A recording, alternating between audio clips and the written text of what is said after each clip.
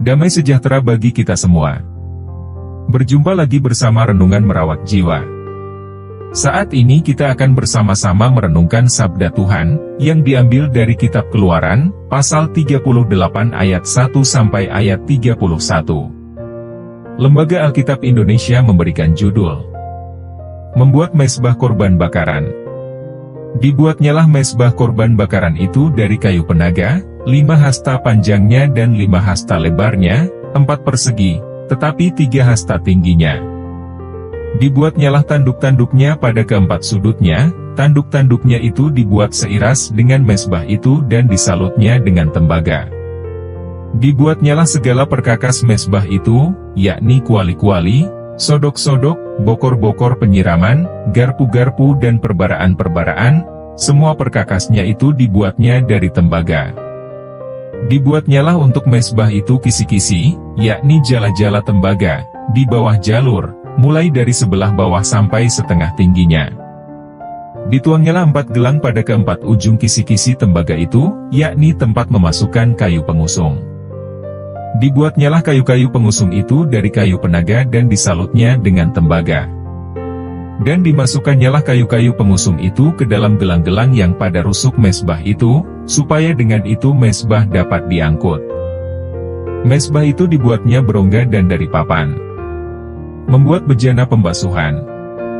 Dibuatnyalah bejana pembasuhan dan juga alasnya dari tembaga, dari cermin-cermin para pelayan perempuan yang melayani di depan pintu kemah pertemuan. Membuat pelataran. Dibuatnyalah pelataran itu, pada sebelah selatan, layar pelataran itu dari lenan halus yang dipintal benangnya, 100 hasta panjangnya. Ke-20 tiang layar itu dengan ke-20 alas tiang itu dari tembaga, tetapi kaitan-kaitan tiang itu dan penyambung-penyambungnya dari perak. Pada sebelah utara, 100 hasta, ke-20 tiang layar itu dengan ke-20 alas tiang itu dari tembaga, tetapi kaitan-kaitan tiang itu dan penyambung-penyambungnya dari perak. Pada sebelah barat, layar 50 hasta, dengan 10 tiangnya dan 10 alas tiang itu, dan kaitan-kaitan tiang itu serta penyambung-penyambungnya dari perak. Dan pada sebelah timur, 50 hasta. Yakni layar 15 hasta untuk sisi yang satu di samping pintu gerbang itu, dengan 3 tiangnya dan 3 alas tiang itu. Dan juga untuk sisi yang kedua di samping pintu gerbang itu sebelah menyebelah pintu gerbang pelataran itu ada layar 15 hasta, dengan 3 tiangnya dan 3 alas tiang itu. Segala layar yang mengelilingi pelataran, adalah dari lenan halus yang dipintal benangnya. Alas-alas untuk tiang-tiang itu adalah dari tembaga, tetapi kaitan-kaitan tiang itu dan penyambung-penyambungnya dari perak, juga salut kepalanya dari perak. Dihubungkanlah dengan penyambung-penyambung dari perak segala tiang-tiang pelataran itu. Tirai pintu gerbang pelataran itu tenunan yang berwarna-warna dari kain ungu tua, kain ungu muda, kain kirmizi dan dari lenan halus yang dipintal benangnya, 20 hasta panjangnya, tetapi tingginya yang juga lebar kain itu adalah 5 hasta, sama dengan tinggi layar pelataran itu. Keempat tiangnya dan keempat alas tiang itu dari tembaga, tetapi kaitan-kaitannya dari perak, dan juga salut kepalanya, serta penyambung-penyambungnya dari perak. Segala patok untuk kemah suci dan untuk pelataran itu, sekelilingnya, adalah dari tembaga. Biaya untuk mendirikan kemah suci. Inilah daftar biaya untuk mendirikan kemah suci, yakni kemah suci, tempat hukum Allah, yang disusun atas perintah Musa, oleh orang Lewi di bawah pimpinan Itamar, anak Imam Harun. Bezaleel bin Uri bin Hur, dari suku Yehuda, membuat segala yang diperintahkan Tuhan kepada Musa. Dan bersama-sama dengan dia turut Aholiab, anak Ahisamah, dari suku Dan, seorang tukang dan ahli, seorang yang membuat tenunan yang berwarna-warna dari kain ungu tua, dari kain ungu muda, dari kain kirmizi dan dari lenan halus. Segala emas yang dipakai untuk segala pekerjaan mendirikan tempat kudus itu, yakni emas dari persembahan unjukan, ada 29 talenta dan 730 shikal, ditimbang menurut shikal kudus. Perak persembahan mereka yang didaftarkan dari antara jemaah itu ada 100 talenta dan 1775 shikal, ditimbang menurut shikal kudus. Sebeka seorang, yaitu setengah shikal, ditimbang menurut shikal kudus, untuk setiap orang yang termasuk orang-orang yang terdaftar, yang berumur 20 tahun ke atas, sejumlah 603.550 orang.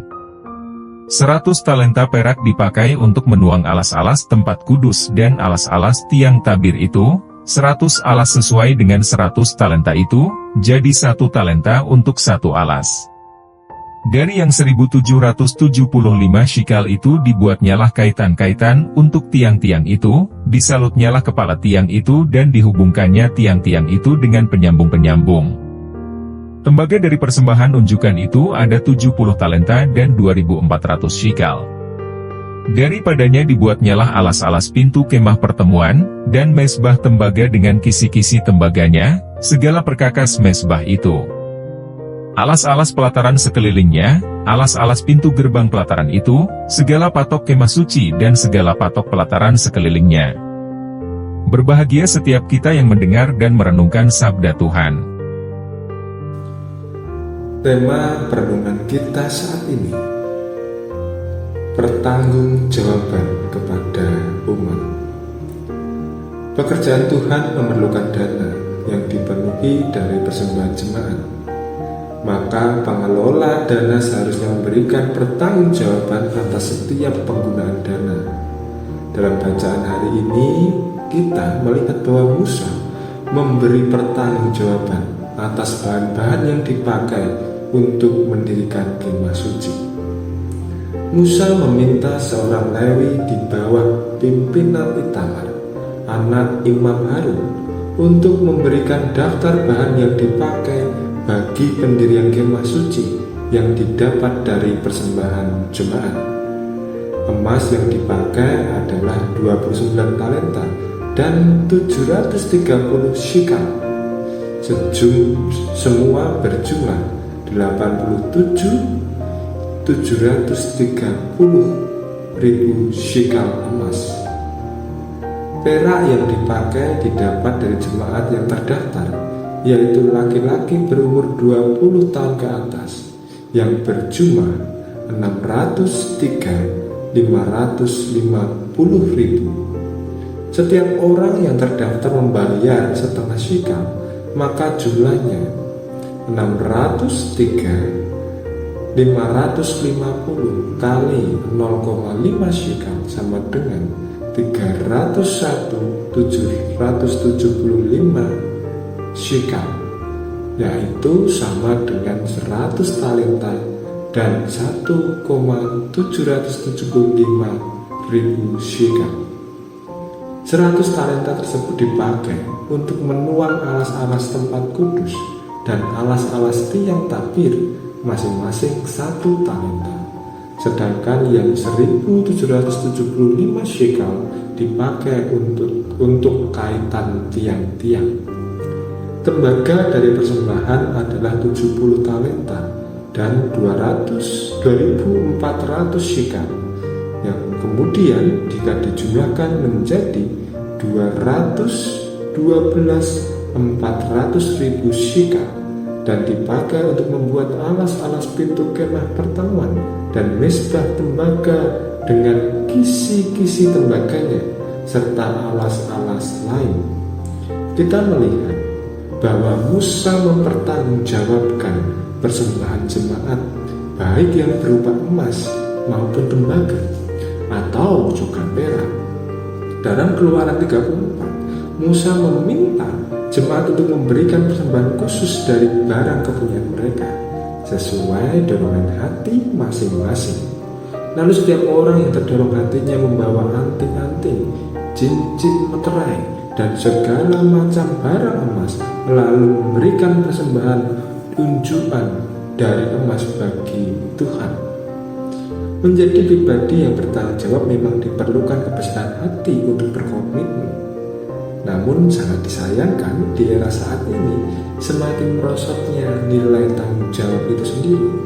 Semakin banyak orang pandai berjanji, pandai berbicara namun tidak diikuti dengan rasa tanggung jawab. Bahkan banyak orang yang berani melanggar sumpah jabatan dengan sangat mudah hanya demi nafsu duniawi semata tanpa menyadari bahwa setiap janji, sumpah, serta perbuatan menuntut pertanggungjawabannya. Demikian pula jika ini kemudian juga diraih dalam kehidupan bergereja. Tentu setiap gereja memiliki tanggung jawab untuk mengelola setiap persembahan yang diberikan umat sebagai rasa syukur. Seharusnya persembahan itu dikelola dengan sebaik mungkin, setransparan mungkin, dengan penuh pertanggungjawaban, yang pada intinya setiap persembahan haruslah dipergunakan untuk pemeliharaan iman jemaat. Namun juga banyak kasus di mana orang-orang menyalahgunakan persembahan demi dirinya sendiri, demi keuntungannya sendiri. Kiranya melalui perenungan ini setiap kita menjadi pribadi yang berani bertanggung jawab untuk apa yang kita perbuat dan untuk apa yang sudah dipercayakan kepada kita.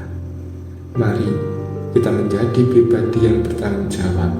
Mari kita menjadi pribadi yang berintegritas, menjadi pribadi yang berani transparan dalam kita mengelola sesuatu dalam kehidupan kita, terkhususnya uang yang dipercayakan jemaat bagi gereja. Kiranya Tuhan semakin